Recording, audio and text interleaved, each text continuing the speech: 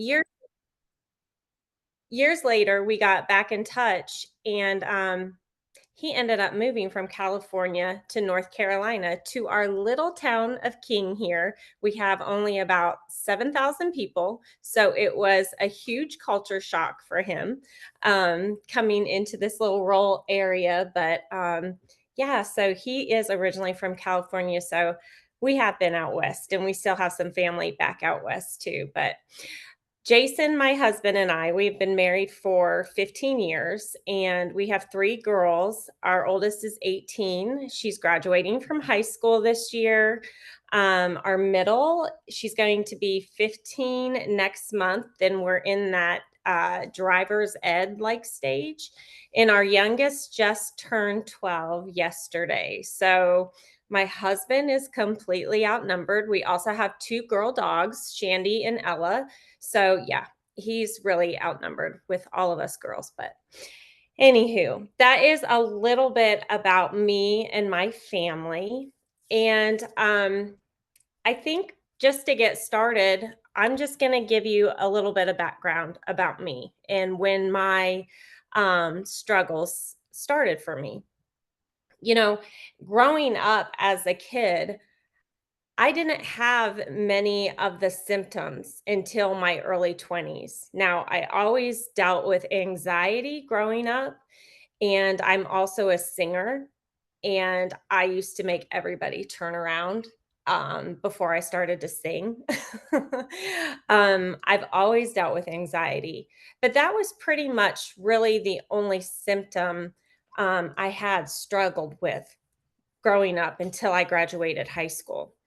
My symptoms started for me in college, and they didn't start until after I graduated from college. And I was triggered due to a relationship I was in college with my boyfriend.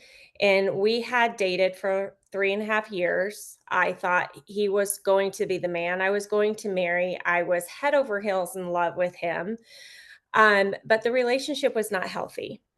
There was a lot of emotional and verbal abuse in the relationship, and I refused to let it go.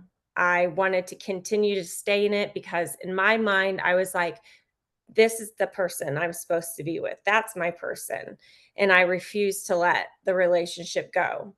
Well, eventually it caught up with me and I started having symptoms. And it started, gradually with the first big thing being I could no longer get out of bed anymore one day. It's like I woke up and I was like, had these felt like I had these shackles around my ankles and everything was really, really hard to do. And I would drag myself going into work every single day. And it was just hard. Everything was hard. Any little tasks like doing my hair or trying to put on a little bit of makeup or brushing my teeth, everything was just so hard. And the kicker came when one day I went into work and I had the same exact outfit on as I had on the day previously. And my boss called me into his office and he was very kind, but he gently asked me to have a seat and started to talk to me. And he told me, Jesslyn, I've seen this decline in you lately, and I just want to know if you are okay. And honestly, at the time, I didn't know how to respond because I didn't know what was happening to me. I had never dealt with anything like this before or felt this way before. I really had no idea what was going on with me. But he was telling me, I just think you need to go and get some help, and get yourself back together. And your job will be here waiting for you. Um, when you're okay to come back and you get the help that you need. So that day, I gathered my things and I left that day completely embarrassed because I felt like everybody was watching me and looking at me as I walked out the door. And that day was a pivotal turning point for me because I never looked back. I went home that day and went back to my apartment. I went into my bedroom, and for about a month, I was in my bedroom and barely ever came out. Everything changed. Like, the blinds went closed. I barely came out of my room. I was barely eating. Um, my roommate was terrified. She would come in and every night to check on me, and it got to the point she started to sleep right next to me because she was terrified and didn't know if I was going to be there the next day. I was literally withering away because I wasn't eating. Um, she would say, "Can I please call your parents? Please let me call your parents." And I would try to tell her, "I'm okay. I'm okay. I just need more time." Well, time kept ticking away and I kept withering away. And eventually, she did call my parents and I didn't know. And they just showed up one day. And I really don't remember a lot about that day because I would in my mind was so out of it. I was so in a pit. I was so depressed and it was so dark and I couldn't see a way out of anything. Um, I just wasn't with this world anymore. Everything was moving. Everything, was functioning around me, but I was not functioning. I had a heartbeat, but I felt like I had already died inside. And that day, my parents showed up. They came and got me, and they brought me back home. And I wasn't home but 2 weeks. And because of the deep pit I was in and the darkness that consumed me, that I didn't see a way out of, I honestly didn't see a way out of. I did the unthinkable and I attempted suicide. And that led to my very first hospitalization. That first hospitalization, you know, um, I ended up being diagnosed with MDD, major depression disorder, and OCD, obsessive compulsive disorder. Major depression disorder, which y'all know, a lot of those symptoms, I could check off the box for each one. I had no energy. I had no, I felt worthless. I felt hopeless. Suicidal thoughts turned in my mind all the time. It's like each box for the diagnosis of MDD, I could check each one. And then they diagnosed me with obsessive compulsive disorder because one thing that I did do, it's the one thing I did do during that time in that month. If I did get up, I started to pick up myself and pick up myself obsessively. Like, I picked so badly, it was like I felt like there was dirt and darkness in all my pores that needed to come out. And it was the only way I could, um, I started to hurt myself. I was picking so bad. But it was the only way I could release what I was feeling on the inside. I did it through my picking. So I was also diagnosed with obsessive compulsive disorder. I had these obsessions about this picking, and it would go on for hours and hours, and it would consume a lot of my day to the point I did it till I was completely exhausted and I would just fall back into bed. Um, so that hospitalization, they sent me home and started me on an antidepressant, and they told me it might take like 4 to 6 weeks to fully go into effect. And when I went back home, my family and I, it was difficult. I mean, we were just trying to figure out what was going on. They were scared, they were terrified, they stayed with me around the clock, taking different shifts, like sleeping in my room on my floor with me because nothing was changing. I still was really, really struggling, and I did that. I struggled that way with severe depression for 2 years and severe, like, changes in my behavior. Like, if I did go out of the house, I was doing some really erratic things. I would take off in my car and I'd just start driving, and I had no destination. I would just drive, and sometimes I'd wind up in another state, and I wouldn't tell people where I was going. I would have my family worry about me terribly, and I wouldn't tell anybody where I was. I would just take off and then eventually I'd come back. Um, Another example would be one day, I mean, I woke up and I went into my bathroom and I opened up the drawer and there was a pair of scissors in the drawer, and I had really, really long hair, kinda like as long as my hair is today. And I took those scissors and I just started cutting, like cutting my hair like everywhere. And my hair, I that's the one thing I really liked. I liked my hair, but I wanted it all gone. And that day I came out of the bathroom, I barely had any hair left on my head, like it was all gone. And that was another pivotal turning point because that was the day it led me to my second hospitalization. Um, I left that day after I had done what I had done to my hair, and on the way, I didn't know where I was going, but when I took off in my car and I was going down the street, my mom passed me coming the other way, and she saw me, and, she called me immediately, and she said, "Pull over now." And so, we were right by a CVS pharmacy, so we pulled into the CVS pharmacy.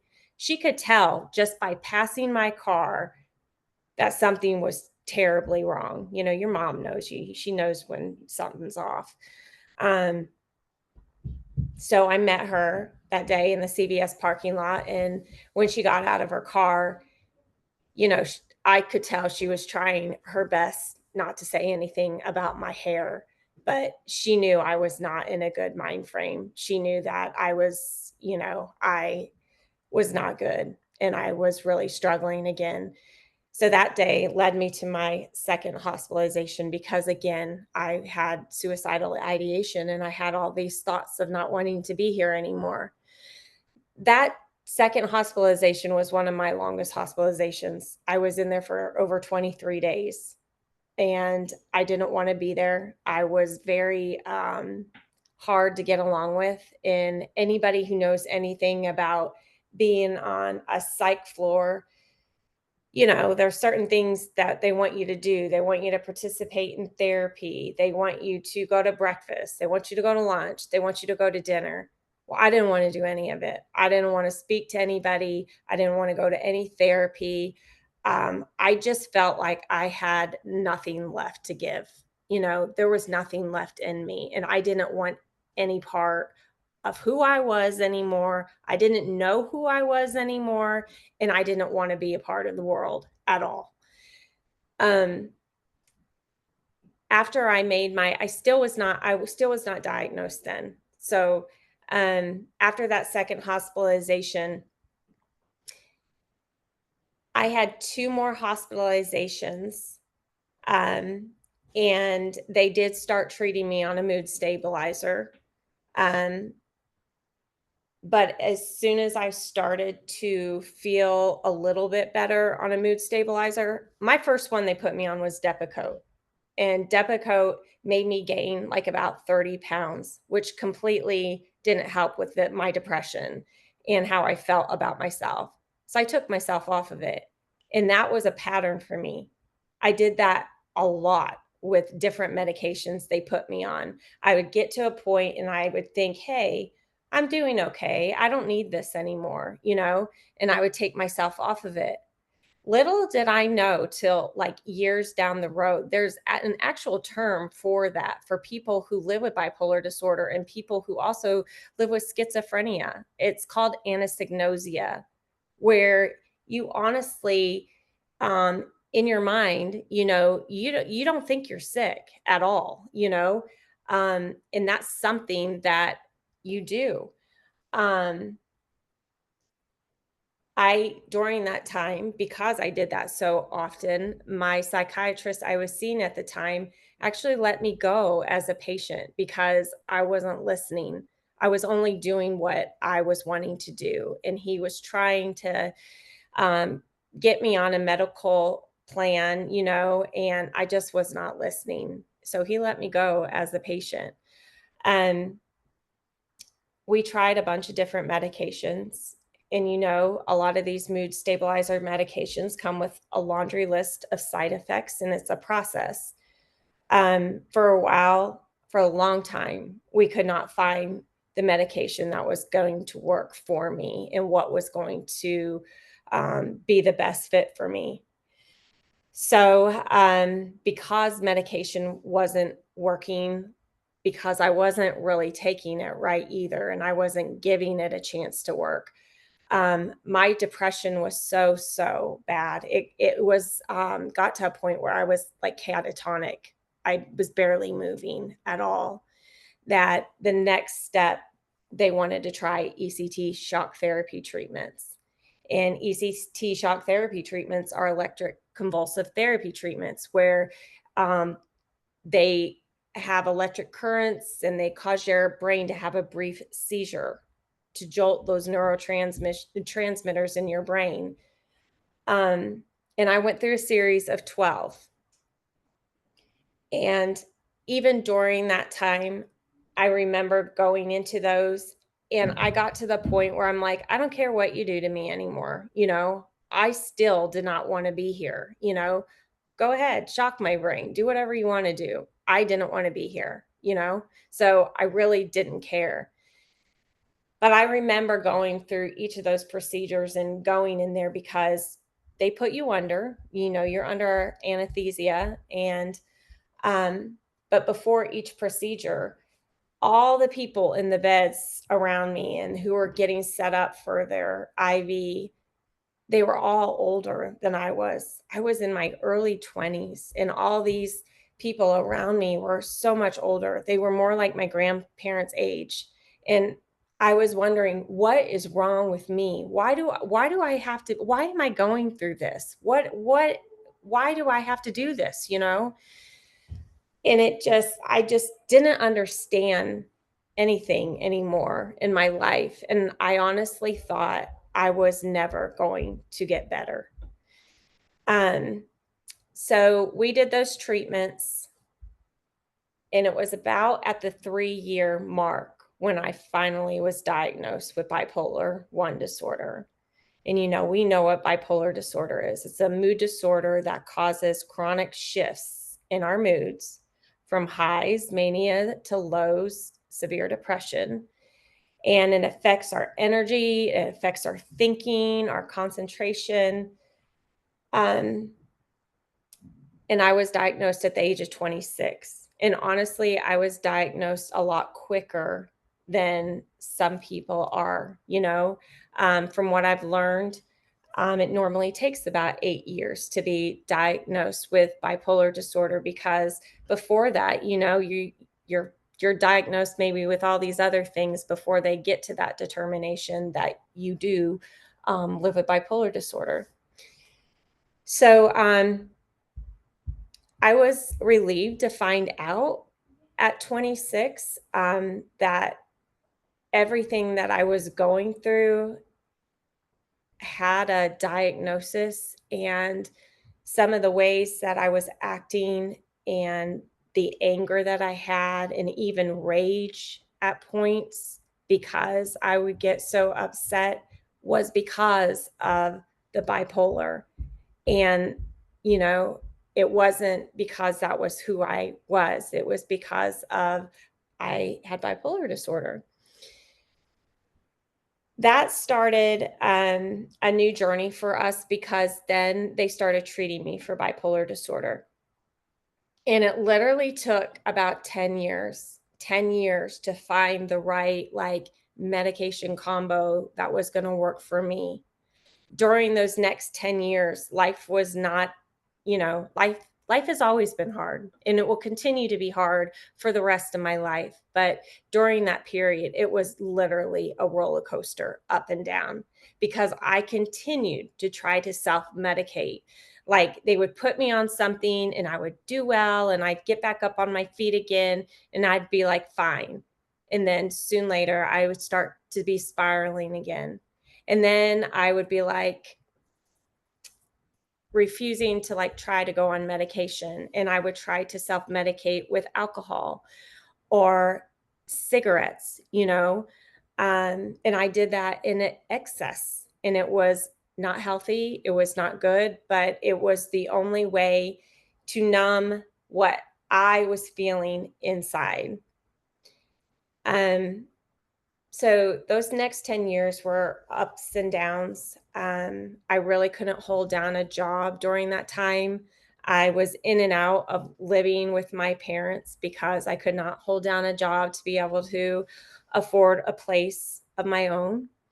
During those years, I never thought I was going to get married. I never thought I was going to have a family. I just didn't think that was going to happen for me. Um, when I was 33, Jason, who I told you about in the beginning, my husband, he got in contact with me, and he lived all the way on the West Coast.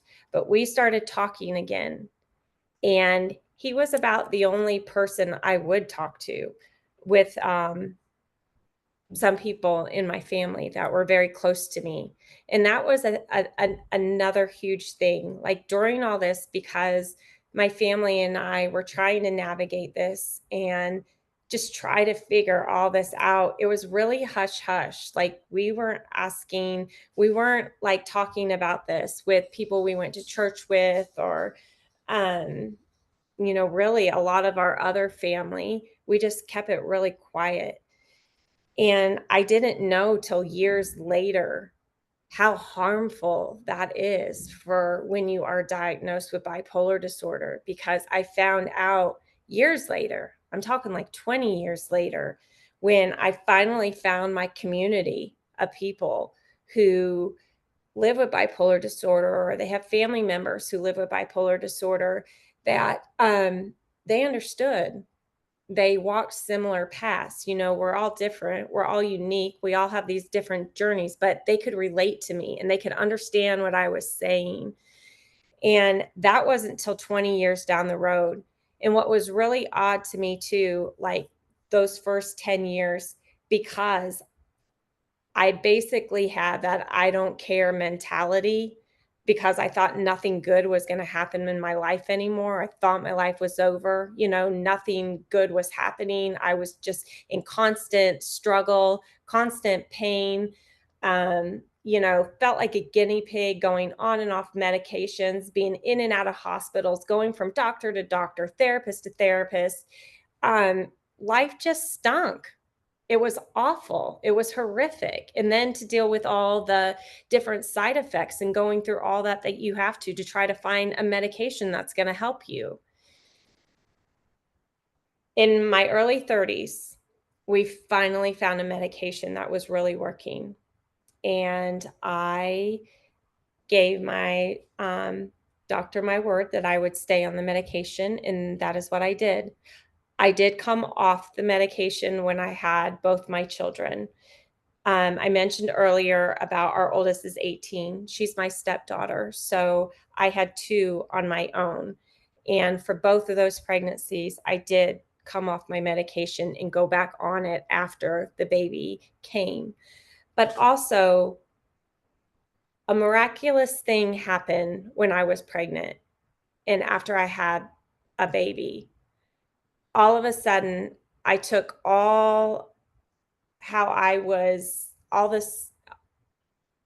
this worry on myself, and I started caring for somebody else. And that baby meant the world to me. My second baby meant the world to me. And my stepdaughter, when she came into my life, meant the world for me. And I started caring for other people and not myself. I took that off of myself. I was trying to take care of myself, but I had somebody else to take care of as well. That really helped me. That really started helping me in my journey. And then once Jason and I got married, that helped me as well, because I didn't think somebody wanted to marry. It was going to be hard for me to find somebody who wanted to be married to me with my health and everything that I've been through. And it was hard for me to be honest about that with anybody. But I could be honest about it with him, and he accepted me for who I was. And he always meets me where I am. And it was a learning process for him too. We had to be married for years before, he really started to get everything too. For the longest time, my mom was my main caretaker, and she was the one who always kept me going. But then that kind of switched over to Jason after we got married. So my 30s were still a constant struggle, but I started to be able to hold down jobs, and I was on my own again. And of course, after we got married, we were trying to build a life for us. And then after we had children, um, and it was hard. It was hard raising the kids. Living with bipolar disorder, you don't know from one day to the next and how you're going to be sometimes, especially when big life stressors hit you, as far as maybe a job loss or um, your health or chronic pain or um, a death in the family. Any of those can hit you really hard and really affect you and the condition that you live with. So when things finally turned for me, really turned for me, it wasn't until 5 years ago. And I don't say that to be a downer, a Debbie Downer. Um, but living with bipolar disorder, is really, really hard. And it's, like I said, different for everybody, and everybody has a unique journey. But what I had to do, and really what kept me holding back, was I had to admit that I lived with this and that I had to educate myself on what I lived with and how I best needed to take care of myself. And it literally took me about 20 years to really do that and really grasp that as a whole. And what I started to do was get into advocacy work. And I really started educating myself about the illness that I lived with. And I first got involved with NAMI, which you guys probably know of, National Alliance for Mental Illness. And they have a program called In Our Own Voice. And how I came across this program was because I was recovering from my first major neck surgery. In 2019, I fell down our staircase in our home, and it had 13 stairs. And I fell down every single stair on the back of my head till I reached the bottom. And I'd completely ruptured some disc in my neck, and I had emergency surgery. 6 months later from that, I had my second surgery from disc from that fall. And during that recovery period, because it's such a long recovery period and you're down for an extended period of time, I came across NAMI, and I came across this training, and I started looking into it, and I was like, all right, I'll see what this is about. Well, their In Our Own Voice program is training you to be partnered up with a partner, where you learn about what NAMI's about, and you learn how to tell your story. And you learn how to tell your story and share your story with others. And after I went through the training, I was paired up with a lady whose son lived with bipolar disorder, and also her daughter, Georgia, who lives with bipolar disorder. Tragically, she lost her son in 2017 from bipolar disorder. He died by suicide. And she tells this story from a mom's perspective and a caregiver's perspective. And then I tell my story from a lived experience perspective. And it's really a powerful program to do it together and, let people in and see that side of you and to be that vulnerable. But that's what people need to hear, right? The conversations need to be had, and the conversations need to be started, because I also know over these last 20 years with the jobs that I've worked, in my early 20s, I did a lot with my music. So I wasn't doing what I was doing in my 30s. In my 30s, I was working in corporate purchasing, and I did that for 10 years. But during those 10 years when I was working, during those times, it was difficult. I continued to hide things from my employers. I continued to not let anybody know that I lived with bipolar disorder. So if I got like so stressed at work one day, I would either have to A, close my office door and have a panic attack by myself in my office door with my office door closed and do that at work, or somehow get myself to the bathroom and have my panic attack in a bathroom stall because of the stress of the job or maybe that day that I was having. Um, I remember going through those years too, and from different medications, sometimes, with the side effects, I really I had severe tremors with some of these medications I was on. So I was always asked, like, "Are you okay? Like, why are you trembling?" And I was never honest with people. I would just be like, "Oh, I don't know. I need to eat something or something." I would just brush it off. But there was a lot I went through trying to work with bipolar disorder. And that too is just such a thing that it takes time to even know if you're going to be comfortable enough to open up to anybody about that at work. Like if you're going to trust anybody, for a long time, I thought that if I would open up to somebody or be honest with somebody, that my job was going to be on the line or that I was going to get fired. And I was paranoid thinking about those things all the time, that I was gonna get fired if they knew that I lived with bipolar disorder. Now I am so passionate about it. I do that sometimes because of the stigma within the workplace. It's hard enough that you go to work every day, but going to work living with bipolar disorder, workplaces need to know how to help their employees who do live with mental illness and, what they can do to make the environment better. At any rate, I really got started getting involved in advocacy work through NAMI and then serving on the national helpline with my story. And I have gone to church my whole life. I've experienced things within the church that could cause somebody to never want to go back to church. From comments that I had when you do get to a point where maybe you're going to open up to somebody and you do that one day and you say it that one day, and then they say, well, maybe you need to pray more, or maybe you need to have a little more faith, or maybe it's because of your sin that you can't get over this. And any of those comments, would just crush me and just take me back down. And it makes you almost, and for many, not even want to walk back in the doors of a church again. That's another thing that I got into. I'm very passionate about speaking in other churches, about building stigma-free cultures within churches and what churches need to do for their people in their churches who live with mental illness and how they need to see it.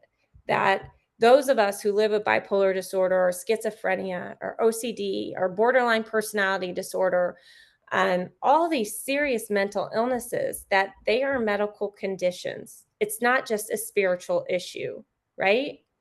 So for me, I do use spirituality is huge for me in my recovery. I know it's different for everyone, but spirituality plays a huge part in my recovery, as well as what I need to do and how I need to take care of myself medically.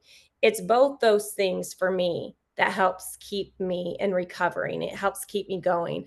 Another thing that helps keep me going is being involved in advocacy and being involved in community and helping people with my lived experience story. When I first started to see that my story was actually helping somebody else or somebody else's family, it was overwhelming. It's just such an honor when people want to tell me their story or share that part of themselves with me.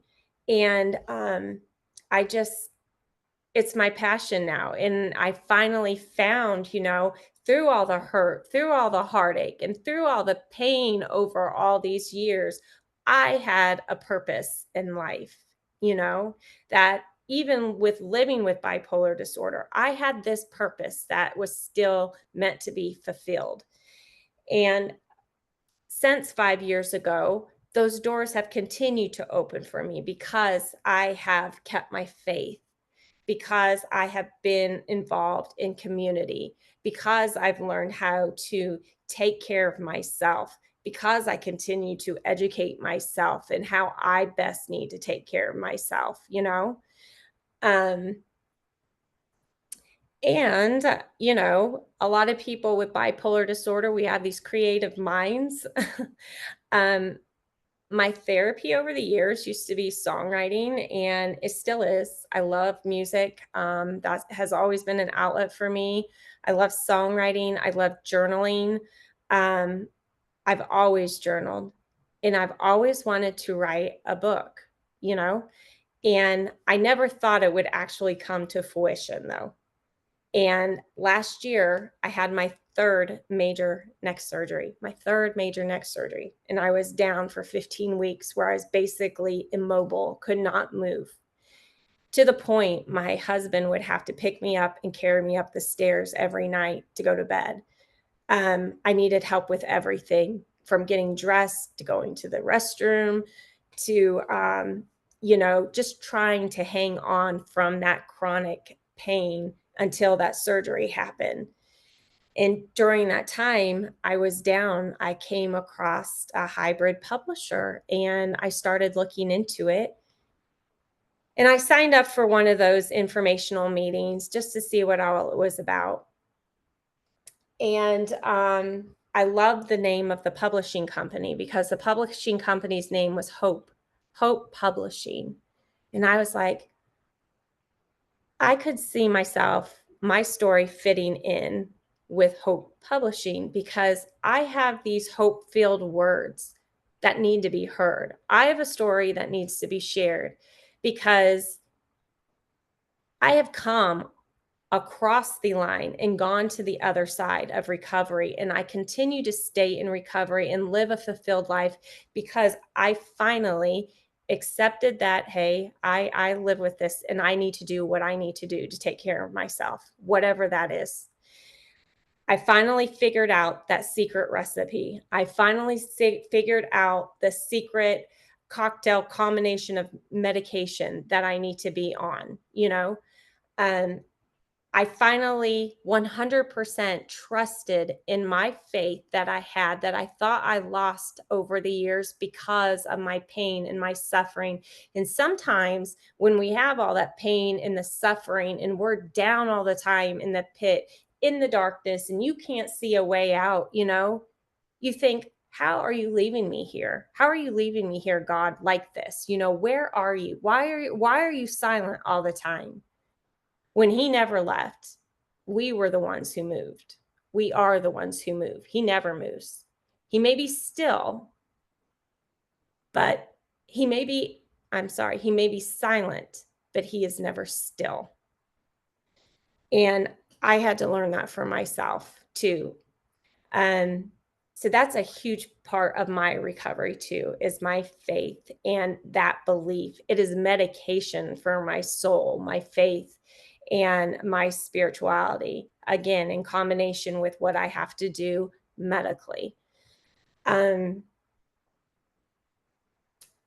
so here I am today, living a very fulfilled life. I am now a board certified mental health coach through the AACC, the American Association of Christian Counseling. I am about to publish my first book with Hope Books, and it is about my journey. It's about my family's journey. Um, it is about trying to run as fast as you can, but finding your way back finally over the years and finding your purpose and living out that purpose. It's about stigma. It's about stigma in our culture today and having conversations and about language people use that really is hurtful for the ones who live with a serious mental illness.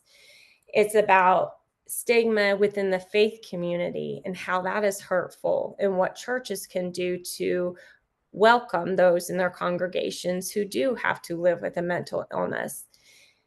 Um, it's about psychosocial health and safety at work, recognizing that and recognizing what workplaces can do to help their employees who live with a mental illness.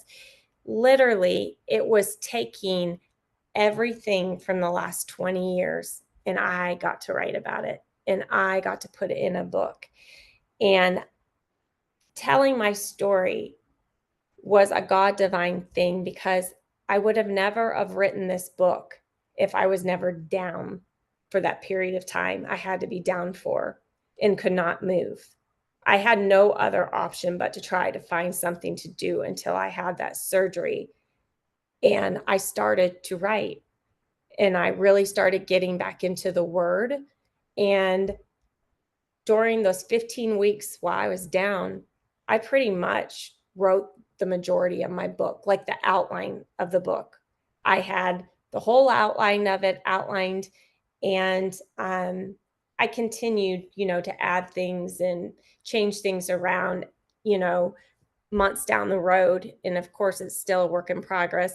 But we're almost there. It's in the final round of formatting. And I know we said before it was coming out in May, but because I had another neck surgery, y'all can see right here, but I'm healing really good. 6 weeks ago, it has pushed the date back on the book. But I am living a fulfilling life, living with bipolar disorder. Bipolar disorder doesn't define us. We all are people. We have a name, we have a face, we have dreams, we have goals. And I'm here to tell you, you can do this. You can accomplish those things. But I had to learn how to do certain things in order to get to this place in my life.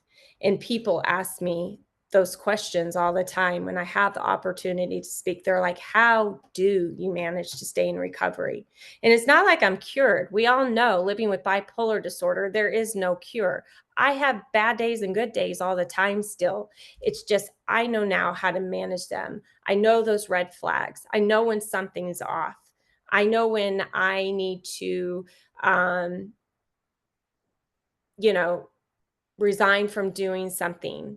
For example, last year, after my third major neck surgery, at the end of July, after going through all of that, which was a lot, and it would be a lot for anybody who also lives with bipolar disorder, my father unexpectedly passed away, and it was another gut to the punch, or gut to the stomach, or can I speak? Punch to the stomach, which was so hard. And I had gone back to my job after that recovery, and I really started dealing with high anxiety. I mean, high anxiety, where I was upset a lot because it was just so much to deal with, that being so unexpected and hitting our family like it did. But I knew in order for me to do what I needed to do, I had to resign from my position. And that's exactly what I did to be able to take care of myself. And, you've probably heard the saying where, if you don't take care of yourself, your mental health is going to take care of you. And that's exactly what it will do if you refuse to adhere to those red flags, that come up. It's going to catch up with you. So I ended up resigning, and I came back home, and that's when my ministry started. That's when I really started getting into my ministry, and knowing without a doubt that my passion was helping other people with mental health, especially those who lived with bipolar disorder, because that's what I live with. That's my lane. That's what I know. And from the women that I've been blessed to have conversations with over the last 3 years, that's where I feel like I can best help somebody. So I started doing mental health coaching with other women. And then I started, forming Fighting Goliath, the ministry. And just this past March, it got approved to be a 501c3 nonprofit. So we are now a nonprofit organization. We're still very new. We're newly getting a board formed and everything that goes into a nonprofit organization. But the whole thing for Fighting Goliath, the big thing that I wanted is to be able to offer free coaching for other women who live with bipolar disorder, because you know how hard it is to get into see someone or see a therapist or see your doctor, to be that first stop. And if they need higher care, to be able to give them resources to get that higher care that they need, but to be able to assess that first stop and be that person to try to help them, um, and it's just a joy. I love it. It keeps me going. Um, and so that's the main thing Fighting Goliath is striving to do, is to offer free coaching, because it's also hard to afford and what's going on with Medicaid right now. We've come so far. Hopefully, pray about that with the whole Medicaid thing and mental health. But we also want to have down the road, educational sessions and kind of like what you guys are doing here too, the speaker series, having people come on and share their lived experiences, because a lived experience is something you cannot learn. A lived experience is not textbook, you can't get it out of a textbook. You have a special part with your lived experience and you can make a difference. And so we want to do that. And, of course, do some events later on, some community events. And it's also a faith-based organization where we will also, go into churches and, like I said before, talk about building stigma-free cultures and environments within churches. Um, so, but we are just getting off the ground and we are just getting started. And my book now is scheduled to come out at the end of June. So next month. So we're almost there. We're getting close. So I'd love for y'all to check it out. It's called Fighting Goliath, Slaying the Giant of Bipolar Disorder. More than anything, it's a resource for others from a lived experience perspective. I'm not a mental health professional. It's solely written from a lived experience, but I think this perspective, as many of you who do live with bipolar disorder know, your story can help somebody else. So that's what I'm trying to do.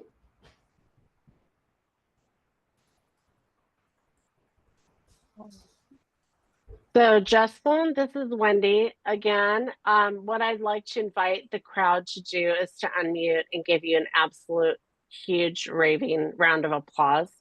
So, if Oh, everyone could unmute, I'd appreciate recognizing Jesslyn as it. What an honor and a privilege to have you, and how deeply moving your story is. I just can't.